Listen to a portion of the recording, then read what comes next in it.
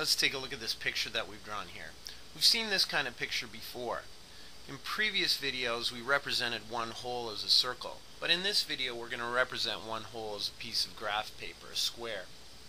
In this particular graph paper it's got 10,000 small squares on it. But if we take a look at each individual portion, like this orange strip, if I count this orange strip out, I end up getting 10 of these strips on the one hole. That way we know that this piece of colored in strip is actually called a tenth. We can represent that a couple ways. We can represent it as a fraction, 1 over 10. We can represent it in words, 1/10, or we can represent it like a decimal, 0.1. You can start asking kids questions about this, like how many tenths in a hole? How many tenths in two holes? We can take a look at smaller pieces of the hole now. And if we take a look at one of the larger squares on this, we can see again that there's going to be 10 of these squares in the strip. If there's 10 squares per strip and 10 strips per hole, there's going to be 100 of these squares in the one hole. Therefore, that amount right there that we're pointing at, that's 100th. We can write it as a fraction again, 1 over 100. We can write it in words, 100th, or we can write it as a decimal, 0.01. Again, start asking kids questions.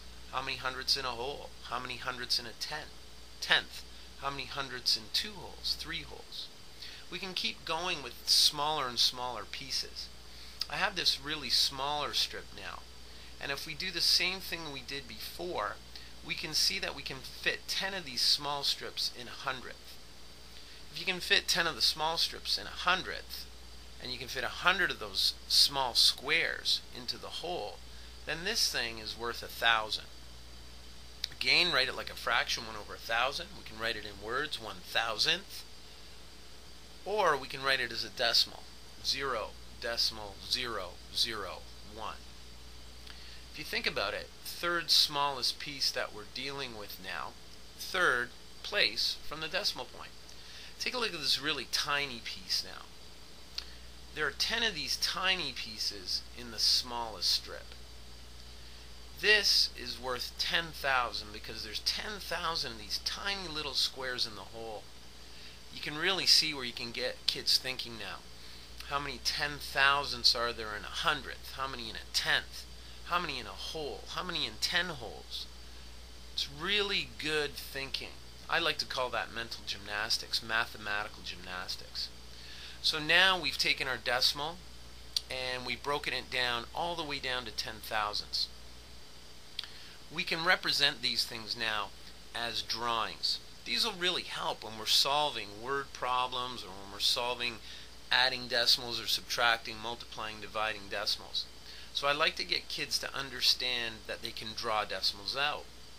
So this bigger square we have here, we're going to call that a hole. Notice our decimal point, first spot behind the decimal is kind of a larger column, we'll call it a tenth. A smaller square, that's a hundredth. We have a smaller column, we'll call that the thousandth.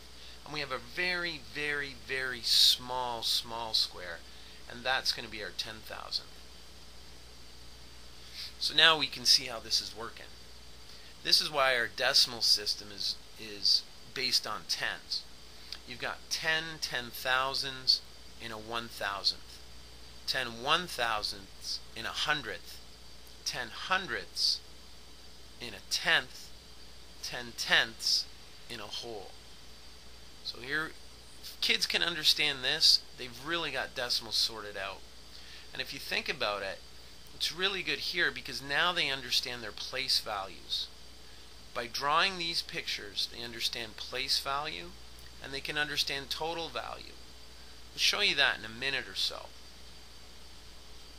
Let's finish these drawings and these relationships, and then we'll move on from there.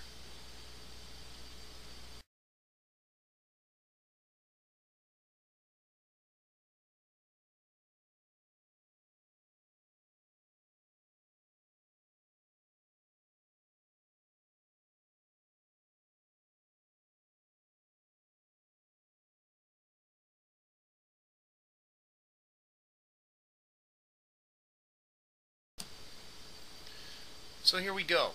we can use those visual representations to add numbers up. So here I have 3 holes, and I've drawn those 3 holes out. I've got 1/10, I've got 2 hundredths in this first part of the question, and I have 4 thousandths. So here I am drawing that out, and you can see how kids will have to really understand place value and total value to do that. Let's take a look at the second number that we have here. It's got 2 holes in it. It's got 2 holes, it has 1/10, so I'm going to draw the 1 column, and it has 2 hundredths. Now for adding decimals, all we need to do now is find out how much each size that we have. So we'll take a look at the larger squares first. How many of these larger squares do I have in total now? Well, I have 3 from the first part of the question right there, and I've got 2 from the second part of the question. So altogether I've got 5 holes. Take a look at the tenths now. I've got 1/10 from the first part of the question. I've got 1/10 from the second part. So altogether now I have 2/10. Take a look at the hundredths. 2 hundredths here. And I have another 2 hundredths in the second part of the question. The first part of the question has 4 thousandths in it. Second part of the question doesn't have any thousandths, so I'm just going to write down 4 thousandths. To get my whole answer now, all I need to do is total up all the different types of squares and rectangles I have. So I have 5 holes altogether. I have 2/10ths. I've got 4 hundredths. And I've got 4 thousandths. So my answer to this question is 5.244.